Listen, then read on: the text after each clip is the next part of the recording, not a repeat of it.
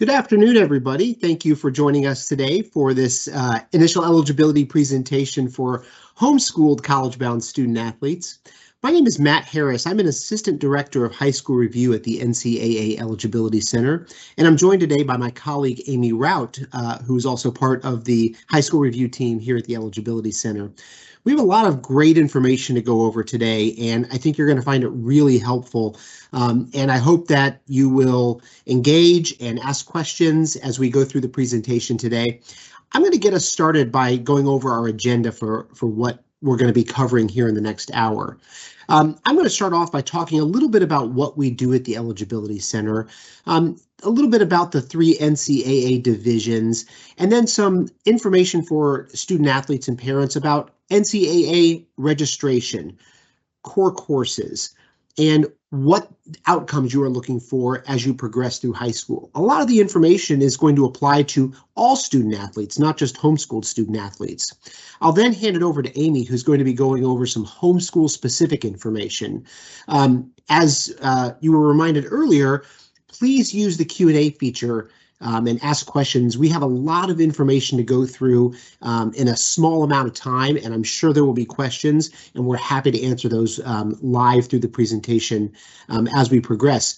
The great thing is also, if you miss anything, we have live links that are available, will be available in the chat as we go through the presentation, as well as QR codes, and our folks answering questions in the Q&A will be happy to provide you with some resources as well. So if you miss anything or if something is confusing, please don't hesitate to ask, and we'll make sure to get you the information that you need.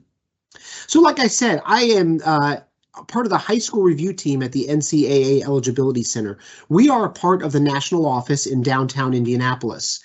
And at the Eligibility Center, we really do 2 things. We provide certification for college-bound student athletes in terms of academics and amateurism. Today, we're going to be focused primarily on the academic requirements, and we're going to talk about the requirements for all student athletes to be eligible to play NCAA sports, and then some of the things that homeschool students and parents need to know as it applies just to them.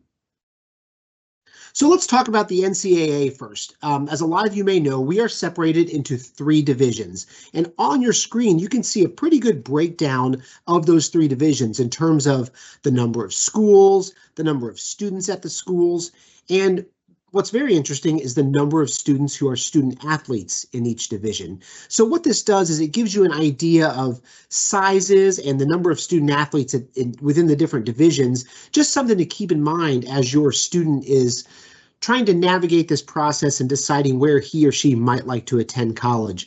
This graphic gives you a really good idea of the percentage of students at those schools who are student athletes, as well as the general size of those schools. So one of the things I want to talk about before we get into the specifics of NCAA eligibility and the certification process is the college admission process. It's really important to note that even as students navigate the NCAA certification process, that does not include acceptance to the school that they are attending or to the school that is recruiting them. These are separate procedures, and so students, even if they know where they're attending, they know which division, they know which school, they know their sport, they still have to apply to that college and be accepted like any other student. So it is really important to ask questions about the cost of attendance, financial aid, and then you can see on your screen the standardized test score requirement. Effective really with the beginning of COVID, when we temporarily removed the test score requirement as part of the NCAA's academic eligibility certification, beginning in January of 2023, it was permanently removed. So we do not require standardized test scores as part of the NCAA certification process. However, there are a lot of colleges and universities that do still require test scores. So that's another thing that's important to note. Do I need to send a test score to the college my student is planning to attend, even though you don't need it for NCAA certification purposes? All right, let's talk about the process. The first thing that any student athlete is going to want to do before he or she even thinks about where they might like to attend college is register with the Eligibility Center. it's on your screen. You can see where it says register before the freshman year. That's certainly not a requirement, although students are certainly welcome to register beginning with their freshman year in high school. But any student athlete who thinks they might be interested in playing sports in college should register with the NCAA Eligibility Center. I'm going to talk about the different types of registration and who it might be best suited for. There are 3 different account types. We're going to talk a lot about the first 2 account types today. I'll briefly touch on the third. The first one is a free profile page account. This is for student athletes who may be earlier in their high school career, maybe on a Division III track, or maybe just aren't sure if they want to play sports in college, but are still considering it. That's a free account. I'll provide some more details here in just a bit. The second is the Academic and Amateurism Certification account. This is the account that a student athlete must have in order to sign a national letter of intent and receive an NCAA certification to play sports in college. The third type you can see is the Amateurism Certification account. I'll explain a little bit about what that is here in a few minutes. So this free profile page account, this is the right place to start for most students. So if you are not sure of your division, where you want to play in college, maybe you're a freshman or sophomore in high school, not really being recruited just yet, or just aren't sure what kind of school you'd like to attend. The great thing about the free profile page account is it's absolutely free. Any student athlete can log in right now, create the account, no charge. You'll receive your NCAA ID number. And the great thing is, as you progress through high school, that account can be transferred to the certification account that I'll talk about next at any time. So this page is free. I encourage everyone who's participating in the webinar today to, at a minimum, log into the Eligibility Center website and create this free profile page account. It's a great first step for your student athlete. So the Academic and Amateurism Certification account, this is the required account to take official visits, like I said, signing that national letter of intent, and receiving a scholarship or any level of NCAA certification. I'm going to talk about the different outcomes, the certification outcomes at the Division I and Division II level, and to receive any of those outcomes, to be eligible to play sports, practice, and receive athletic scholarships, a student must have this Academic and Amateurism Certification account. Now you'll see there is a registration fee for domestic students. It is $100. So this one does cost money.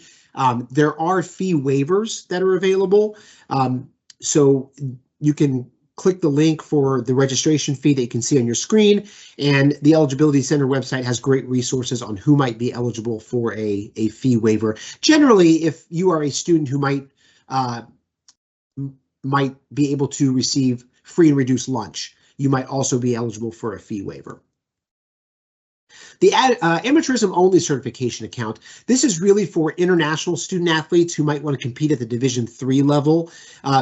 It is possible that this may impact some of our participants today, but for most of you, that Academic and Amateurism Certification account is the one you want to focus on. But certainly if you are an international student athlete, even an international homeschooled student athlete who plans to compete at the Division III level, you would want to learn more about the Amateurism Only Certification account, and you can click that link in the chat to find out more about that. All right, let's talk about some specifics. Before we get into the different outcomes, I want to clarify what you see on your screen: homeschooling versus schooling at home. This is a hard thing to navigate for a lot of student athletes who are in the homeschool space. It grew especially harder during COVID when a lot of students were learning at home. You can see a brief definition on your screen. In terms of the NCAA, we consider it homeschooling if the parent or guardian or a tutor is creating the curriculum, instructing and assessing the coursework, awarding the grades and the credit. That is what we would consider a homeschooled student athlete. Schooling at home might be a student who is attending an online school or participating in school through an online program with online teachers. They're just doing it from their home. This wouldn't be a parent-directed homeschool. We would just consider this schooling at home. Homeschooling is what you see in that first paragraph there, where the parents are really providing that instruction and leading a parent or a tutor in leading that homeschool process. So for registration, we're going to talk about registering and what comes next after that. But it's important, if you are a homeschool student or parent, that you have some extra steps as you register with the NCAA Eligibility Center. So when you register, you'll have the opportunity to note in that registration if you are a homeschooled student athlete. If that happens, there will be 4 different homeschool tasks assigned to your account. These tasks simply are things that the NCAA is asking for. So you'll be asked for several different things. Most importantly, you are going to need to report all the different schools you attended. So perhaps you are a student athlete who was homeschooled, but also attended a brick and mortar school or an online school. It's important that a student reports all the different schools that he or she attended. Most of the programs that are used by homeschool students, we don't need any further homeschool review. It's important, you can see some examples: Florida Virtual School, Laurel Springs School. If you are attending a school like these, a lot of these schools already have NCAA accounts. The way to find out is simply to log into the Eligibility Center and search for the school.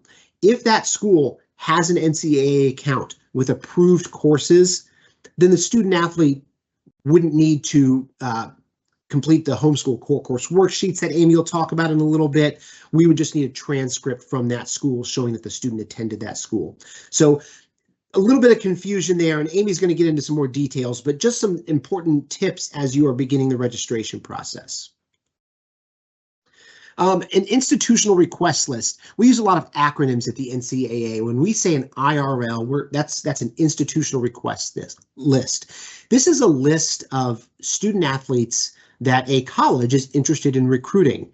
And in order to get on a school's institutional request list, for them to be officially recruiting you, you have to have an Eligibility Center certification. Actually, I said that backwards. You have to be on the institutional request list to receive the NCAA Eligibility Center certification. I apologize, I mixed that up a little bit. But it's important that a student athlete completes the Eligibility Center certification process in order to receive that athletics aid, to practice and compete. And in order to complete that certification process, the student athlete will need to be on the institutional request list. To do this, the student has to have that academic and amateurism certification account. All right, that's a lot of confusing stuff. I apologize for mixing it up a little bit. We've talked about registering. Okay, I'm registered with the NCAA. What do I need to do? We talk a lot about core courses. I'm going to go through the requirements for what students need to do throughout high school in terms of their academic core courses in order to be eligible to play college sports. And the information I'm going over here applies to all students, whether they are homeschool students, brick and mortar students, or any student athlete at all. So when we say a core course, we're talking about a course that meets the NCAA requirements in the subject areas you see on your screen: English, math at the Algebra 1 level or higher, science, social studies, world language, comparative religion, or philosophy. Any course that receives graduation credit in those subject areas and meets the NCAA core requirements of being 4-year college preparatory and taught at or above the regular academic level would be considered a core course and will be used in the student athlete's eligibility certification. You see a link on your screen right now for the High School Review Committee's policies and procedures. The core course criteria for review, so the legislation I just mentioned, and then some subject-specific information in terms of course content, course rigor.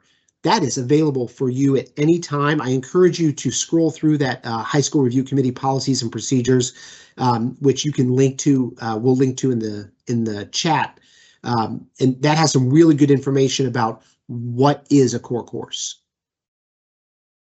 So we know that you have to complete core courses. Let's talk about the time limitation that applies for Division I student athletes. So in order to play college sports, a Division I student athlete must complete 16 core courses throughout high school. Now for Division I, there's a little wrench in that. There's a time limitation where student athletes not only have to complete 16 core courses, but 10 of those 16 need to be completed before the start of the 7th semester. So before the start of the student athlete's senior year, that student will need to have completed 10 core courses. In addition to that, 7 of those 10 courses need to be in English, math, or science. So I'll go over that one more time. In the Division I space, a student athlete needs to complete 16 core courses in high school, 10 of which need to be completed prior to the start of the 7th semester. 7 of those 10 must be in English, math, or science. Okay, so we've gone over some of those caveats. Let's talk about how do I get certified to play college sports. We're going to start with Division I. There are 3 outcomes for a student athlete who wants to participate in sports at the Division I level: qualifier, an academic redshirt, or a non-qualifier. I'm going to go through each one of these and explain how a student gets to that outcome. We're going to start with the qualifier, and this is where a student athlete wants to be. A student athlete who is a qualifier for Division I is eligible to practice in their first year of college, receive an athletic scholarship in their first year of college, and compete in their first year of college. This is what you're going for. And in order to be a Division I qualifier, a student athlete must complete 16 core courses, like we showed on the previous screen, 10 of those 7 before the 10 of those 16 prior to the start of the 7th semester, 7 of which must be in English, math, or science. In addition to that, the student athlete must have a core course GPA of 2.3 or higher. It's important to note that that GPA is the GPA just in those 16 core courses. So in some elective courses, fine arts courses that may not be a part of those 16, that's not factored into the core course GPA. That 2.3 or higher GPA must be just in those 16 core courses. And then the student athlete needs to graduate and submit that final transcript, which is proof of graduation, to the Eligibility Center. A student athlete who meets these requirements will be deemed a qualifier and can practice, compete, and receive an athletic scholarship in his or her first year in college. So those 16 core courses, here's the breakdown of where those courses need to be in terms of subject area. A student athlete will need to have 4 years of English, 3 years of math at the Algebra 1 level or higher, 2 years of science, 2 years of social studies, 1 additional English, math, or science course, and then those other 4 can be in any of these subject areas or world language, comparative religion, or philosophy. Okay, let's move on to the next outcome, the academic redshirt. An academic redshirt is a student athlete who is eligible to receive an athletic scholarship and practice in his or her first year in college, but is not eligible to compete in his or her first year of college. The way to get to the academic redshirt is to complete the 16 core course units, but the GPA in those core courses is only 2.0 to 2.29. So the student completed the required number of core courses, but the GPA was below that 2.3. A student athlete in this category who graduates on time and provides that proof of graduation would be deemed an academic redshirt and can practice and receive athletics aid in the first year in college, but cannot compete. And then the non-qualifier, and this is not where anybody wants to be. A non-qualifier is not eligible to receive an athletic scholarship, to practice, or compete in the first year at college. And this is a student athlete who either did not meet the 16 core course requirement, or their GPA in those core courses was below that 2.0 that you saw on the previous slide. So that would be a non-qualifier. Now, into Division II, and I remind you as I'm going through this, I know we're going through quickly, please do not hesitate to ask your questions in the Q&A, and throw your email address in your questions as well, because we want to be able to reach out to you if we need to find a little bit more information for you. So just as a quick reminder to make sure you're doing that. In Division II, there are only two certification outcomes. A student athlete will either be deemed a qualifier or a partial qualifier. So a qualifier for Division II, it means the same thing as it does in Division I. We have separations in the divisions, and we use a little bit different terminology because Division I and Division II are different governing bodies, and they just call things a little bit different sometimes. But a Division II qualifier, just like in Division I, can receive an athletic scholarship, can practice, and can compete in his or her first year of college. Now, at the Division II level, to be a qualifier, the student still needs to complete 16 core course units, but the GPA in those core courses only needs to be a 2.2 or higher. If you recall, in Division I, it was 2.3. So a student athlete who completes the 16 core course units with a GPA of 2.2 or higher and submits proof of graduation on that final transcript to the Eligibility Center would be deemed a qualifier for Division II. Now, the Division II subject area breakdown is a little bit different. You can see the requirement is 3 years of English, 2 years of math, 2 science, 2 social studies, 3 additional English, math, or science, and then 4 in any of those areas or world language, comparative religion, or philosophy. The breakdown can be a little bit confusing, but what I think you'll find both in Division I and Division II is that most students who are progressing toward graduation on what you would call a typical graduation path are probably already meeting these requirements. Most students already have to take 4 years of English to graduate, 2 or 3 years of math. So for most student athletes, meeting the subject area breakdown requirement is not a big deal. So the other outcome for Division II is a partial qualifier. A partial qualifier is the same as the academic red shirt in Division I, where the student athlete is eligible to receive an athletic scholarship and practice in their first year of college, but cannot compete in their first year of college. And this is for any Division II student athlete who either doesn't meet the 16 core course requirement or the 2.0 GPA requirement. Any student who fails to meet those requirements would be deemed a partial qualifier. There is no non-qualifier status for Division II. So Division III, we don't talk a whole lot about, and the reason for that is because we do not do eligibility certifications for Division III student athletes. Division III schools do not offer athletic scholarships. They determine their own eligibility requirements for academics, admission, and athletic participation. So for Division III, if that's the track that a student athlete is on, I would encourage that student athlete to at least create the free profile page, because things can change throughout college, and maybe you think you're going Division III and all of a sudden, well, my plans have changed and I need to have a certification, so I want to have that account ready to transition. So if you are on a Division III track, you do not have to have an Eligibility Center certification, but it is important still to create that free profile page account.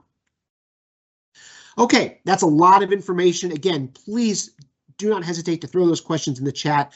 We will get you the information as quick as we can. Now, we're going to get into some specific homeschool information, so I'm going to hand it over to Amy to talk a little bit about that.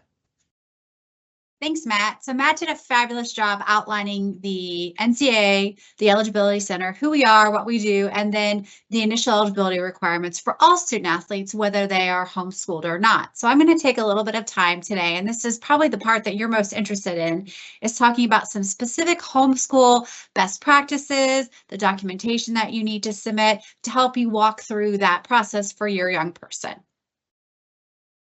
So first and foremost, I want to take some time to really emphasize what we call the Homeschool Toolkit. This is the best resource for homeschool student athletes and the parents and the homeschool administrators that support them. We publish this annually. So right now you see an image of our 23-24 toolkit. We'll be launching our new toolkit this August, September, but this is the one that you'll be working from if you're working with student athletes, getting them ready for completing documentation for this summer. Like I said, this is the best resource for homeschool students and their parents.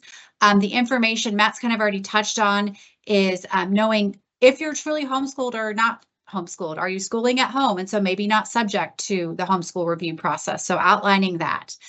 talking you through the required homeschool documentation needed, and the instructions and specific examples are provided within. So if you're filling out a worksheet and you're not exactly sure, what do you mean by course outline or course description? This will give you specific examples. We'll also give you some best practices for how to submit the documents so that you get those documents to us as quickly as possible. We can get them in your student account, and then we can move forward with the certification, provided that a student is placed on an IRL. And then also there's a nice big section for additional resources and FAQs that you might have during this process. So let's talk about those required homeschool pieces of the puzzle to get that academic certification completed. First and foremost is the homeschool transcript. All students, whether they're homeschooled or not, are required to provide a transcript from each and every school that they attend. So your homeschool transcript can be created and submitted by the homeschool administrator, which in most instances is the parent or guardian. Or if you've employed an umbrella program, you're able to submit that transcript that was created by the umbrella program to serve as your homeschool transcript. The second piece of documentation that we require for homeschool student athletes is the administrator or accorded statement, which we affectionately call the AAS. This is required for all homeschool students, including those that enroll in an umbrella program. So it's important that we get that document for each and every student who meets those homeschool requirements. And that document will tell us a little bit about how your homeschool program ran, what the role of the homeschool administrator was. It'll give us a 9th grade start date. It'll tell us what state laws you're following. It's just a nice overview of how your homeschool program operated. And then finally, this is the piece of the puzzle that may take a little bit more time. That's the core course worksheets. One thing I want to make sure I really highlight, I'm going to say this probably a couple times because I just actually reviewed a case today where this didn't happen, so I'm going to have to go back and ask for additional information. It's super important that you're submitting a separate worksheet for each core course completed. So it's super easy if you're using one curriculum provider for all of your core courses just to make one worksheet and list all your courses. That's not going to work for what we need. We actually need one separate worksheet for each core course.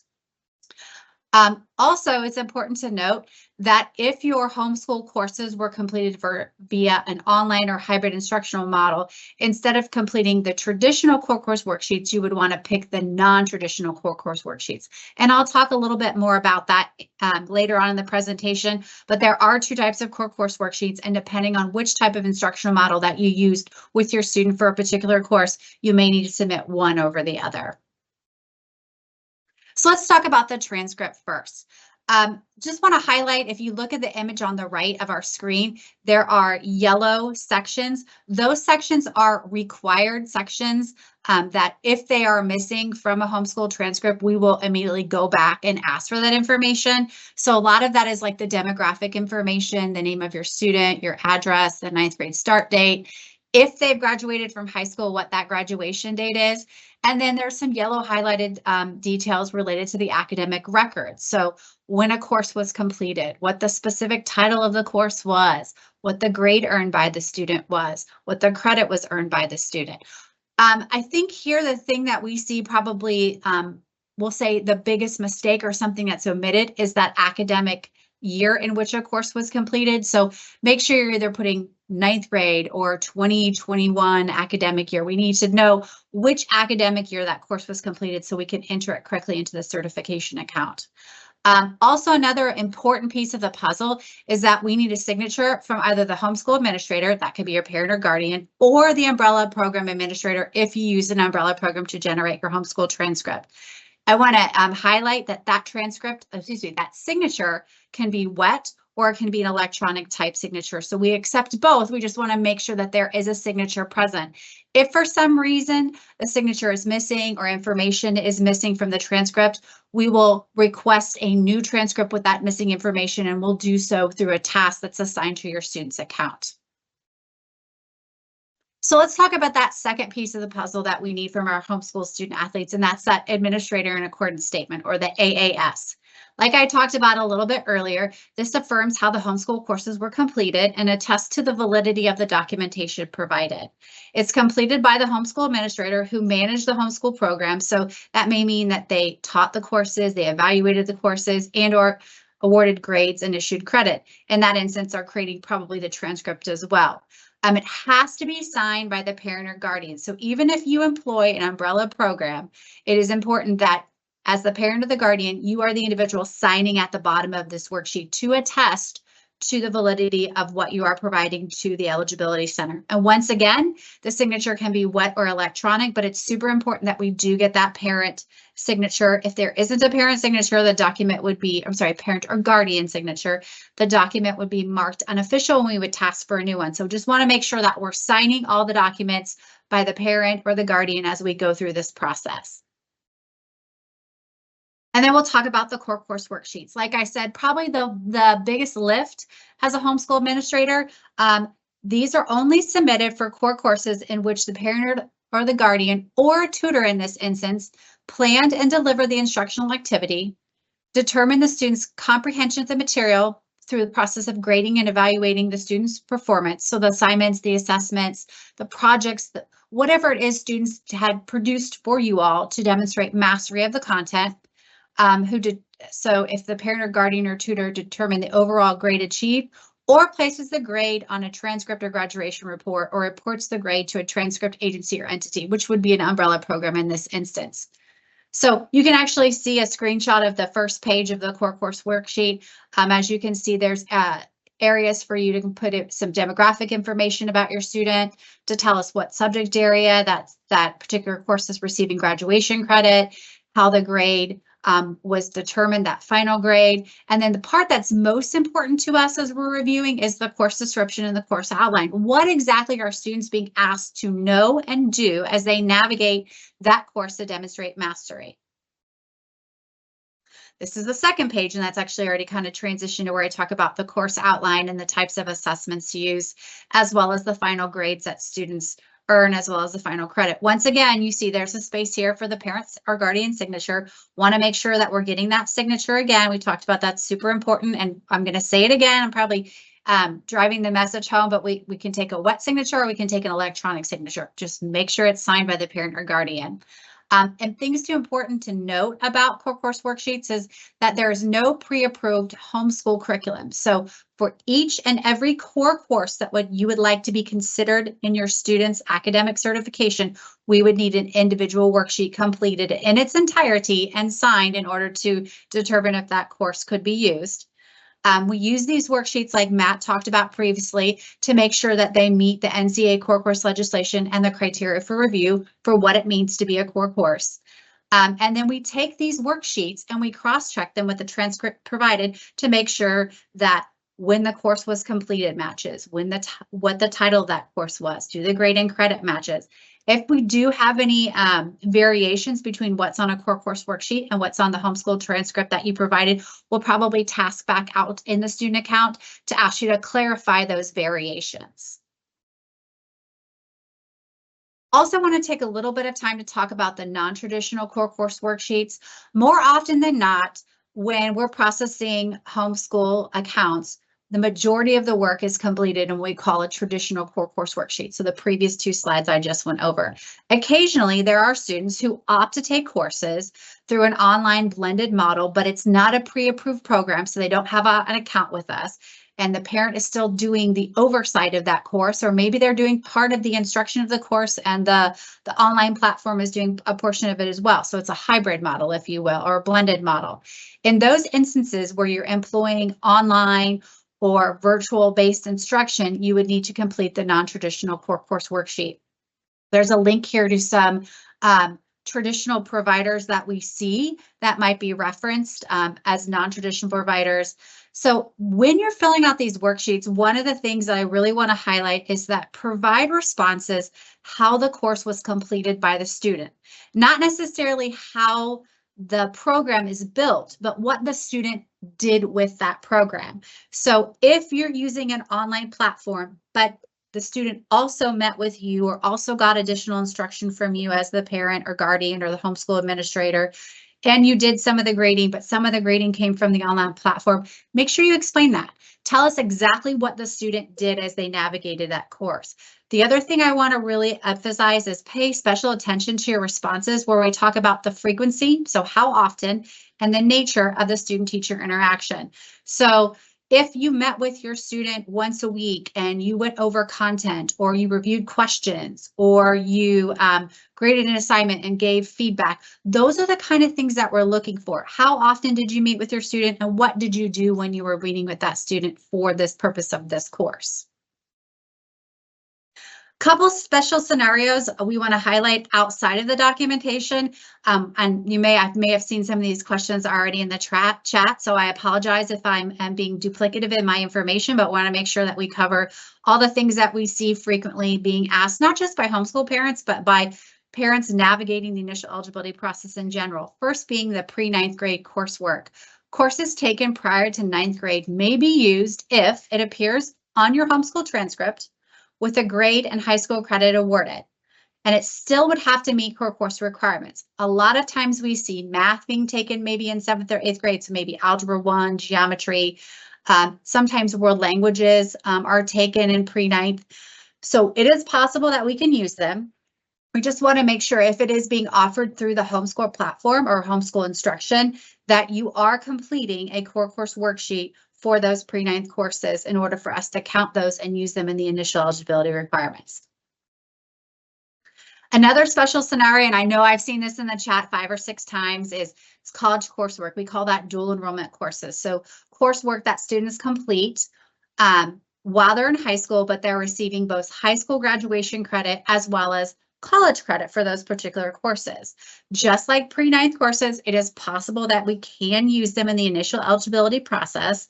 They need to appear on your homeschool transcript with grade and high school credit awarded. That high school credit awarded is super important because if we take the credit from the dual enrollment transcript, college credit looks very different than high school credit. They're talking in hours versus Carnegie units. So a transcript from a college might say a course is 5 hours. We need to know how your homeschool program awarded it credit. Was it a full Carnegie unit? Was it a half a Carnegie unit? So that's why we need to make sure we have high school credit on your homeschool transcript. It's also important to note that if you do want dual enrollment courses used, that you would need to provide a copy or copies if there's more than one university or college that a student took dual enrollment courses through. So you would need to provide that transcript as well.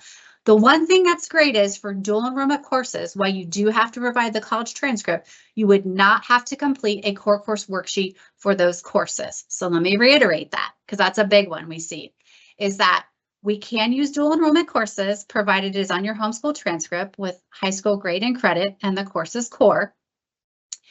We will need a dual enrollment transcript to use it, but you do not have to complete, or nor does the college have to complete, core course worksheets. So I wanted to make sure I hit that pretty hard as well. So let's run through some homeschool documentation reminders. First and foremost, all the forms and worksheets have to be the Eligibility Center created forms. Please do not create your own forms. One, that's just more work for you and it's not needed, but we will not be able to use them. They have to be on our created forms. Complete the forms in their entirety. Do not modify, edit, change the forms. If you remove a section, we'll just reassign the task and ask you to tell us what the information is that you removed. Big thing, and I know that I've probably said this ad nauseum, but that we want to make sure that they're signed by a parent or guardian. And remember, it can be a wet or electronic signature, whatever works best for you. The one exception to this is that transcripts provided by an umbrella program may be signed by the umbrella program administrator. You're more than welcome as the parent or the guardian to also add your signature to an umbrella transcript. We see that a lot. That's fine, but we just wanted to make sure that if you're using an umbrella program, you are aware that that transcript can be signed by the umbrella program administrator, and you don't necessarily, as the homeschool administrator, the parent or the guardian, be the one to sign that document. Please do not send any documentation with embedded links. A couple reasons here. Number one, links break. So you may send a document today, but we may not review it for 6 to 8 months. And so then that link breaks and we have to come back and ask you for that information again. Sometimes people forget they do embedded links and then they do like a screenshot of that document. And so then the link is no longer embedded. It's just the link typed out. We can't actually access it or click it. So just avoid embedded links in general. Also important to note that documentation that is insufficient or incomplete may be deemed unofficial, and we will always task to let you know what is the problem? Like, what is missing, why we couldn't use it, if we need additional information.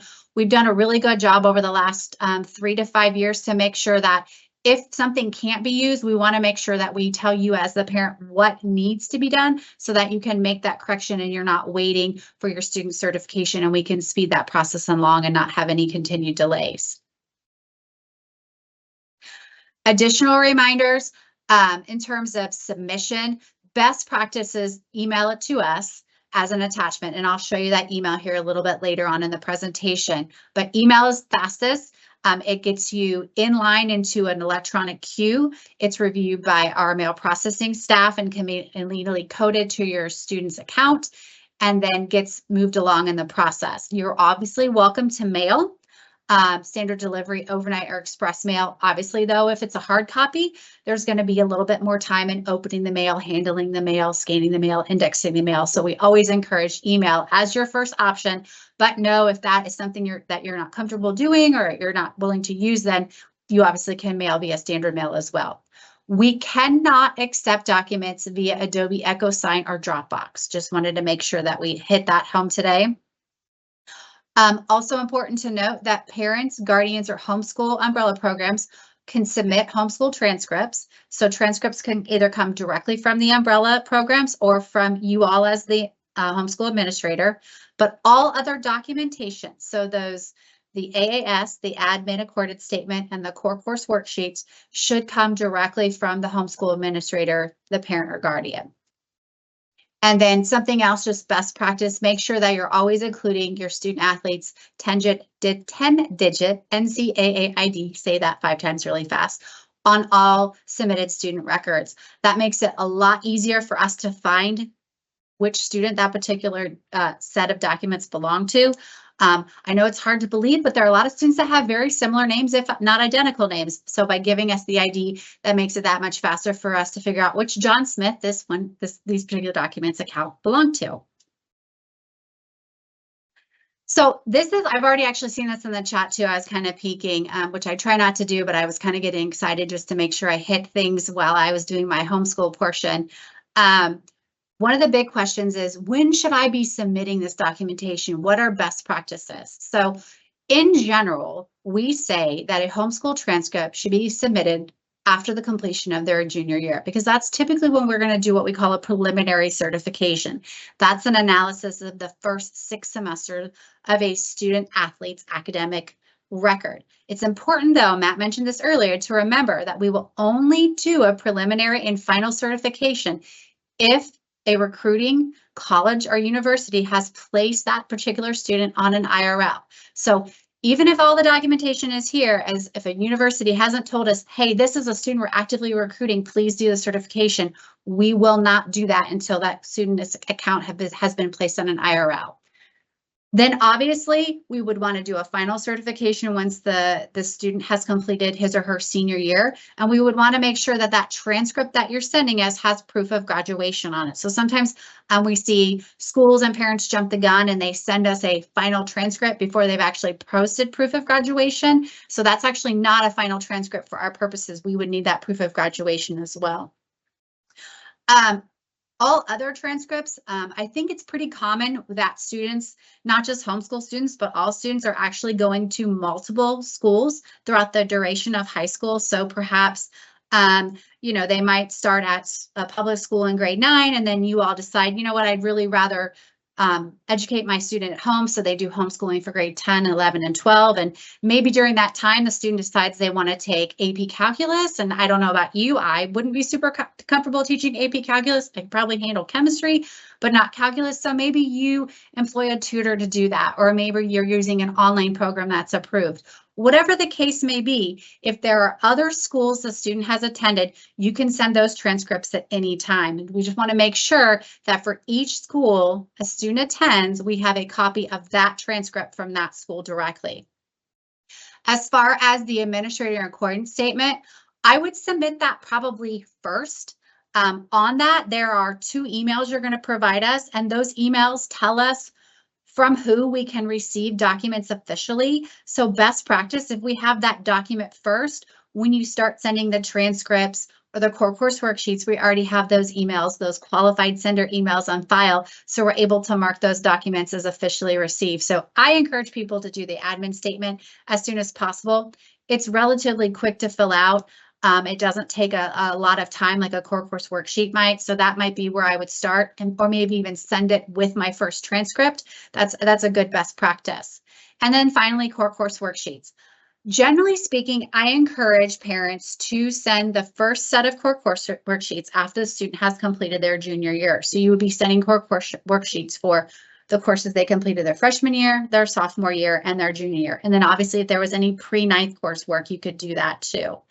And then you would complete that process again at the end of their senior year.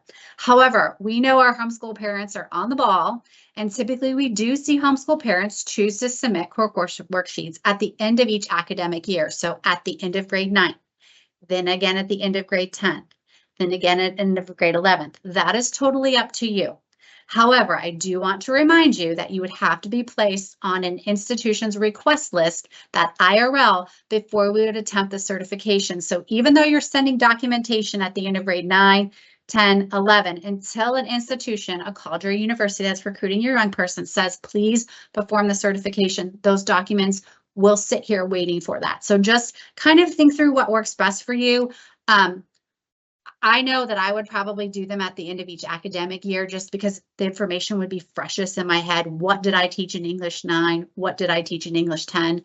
But I also know depending on your state, there might be different levels of portfolios that you're maintaining. So maybe it would be easier for you to do it at the end of their junior year. Best practice though, we encourage end of your junior year, and then again, those 12th grade ones at the end of their senior year. So I'm going to kind of take a brief pause from just chatting a lot, and I'm going to share with you some resources. A couple we've layered in both in the chat as well as in our presentation. First and foremost, can't give this one a big enough plug, and that's the Homeschool Toolkit.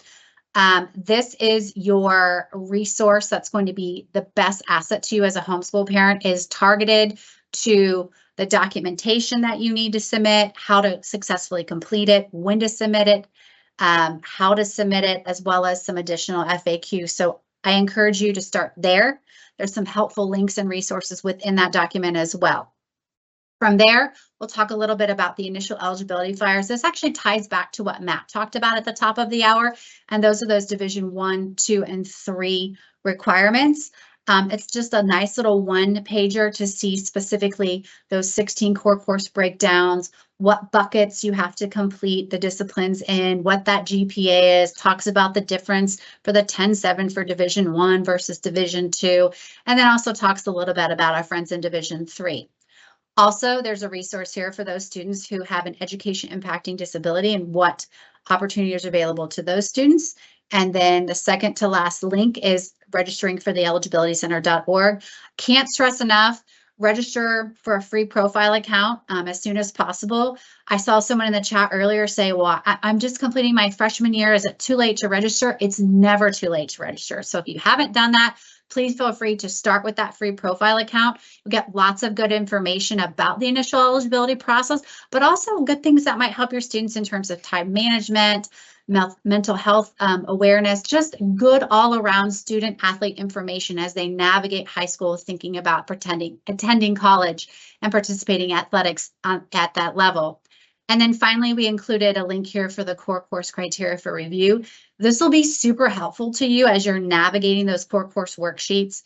If you're having a course like Film Lit review, what kinds of things do Film Lit courses have to be approved, or what types of things shouldn't they be focused on to be approved? So that's a great resource to you as well. And just so you know, that core course for review is at the back half. I believe it starts on page 48 of our policies and procedures. That first half has a lot of information that kind of reads like stereo instructions, but that back half, that supplement on that core course criteria, that's probably going to be the biggest asset to you as you're filling out those core course worksheets. And then obviously there's a QR code here for you to view the Homeschool Toolkit. Like I said, that's our current 23-24 version, but we'll be rolling out our 24-25 early this fall. So look for that to be coming in the future. At the bottom, you can also see all of our links to our social media. So if you're someone who's into social media, please feel free to follow, like, whatever the lingo is. We also have YouTube television now, which is super valuable. Some really quick videos that might help student athletes just get some quick bites of information related to certain subjects. I've already kind of teased this already, but here's some QR codes for those specific social media sites that we have. I know homeschool parents a lot of times have their own social media cooperatives or groups that they're working within. So this might be something else that's good to drop into those groups if you're not already aware of our social media opportunities available through the Eligibility Center. Once again, I just want to say thank you for taking time to join us. This is our second EC official homeschool focused webinar. We did one last fall, winter, and this is our spring version. We were super excited with the participation and the outcomes and the feedback that we got from that webinar. So our commitment, our intention is to continue to do these, one in the fall, one in the spring, to help wrap up the year, but then also help to kick off the year for the next academic year. I know that you are here to support your students, so we appreciate all that you're doing. And right here, you can see our college-bound student athlete support line. This is available to you as well. Feel free to call if you have any questions, general questions about the initial eligibility process, or even specific questions about your student athlete specific situation, or just general questions about what it's like to be an NCAA student athlete. Once again, we just want to say from Matt and I both, thank you so much for joining us today. We're going to go ahead and pause right here, and we'll continue to answer any questions that may be still left in the chat. Keep in mind that if we're not able to get to your question today, make sure you drop your email in the question so that a member of our customer service team can reach back out to you and follow up to make sure that you get the information that you need today.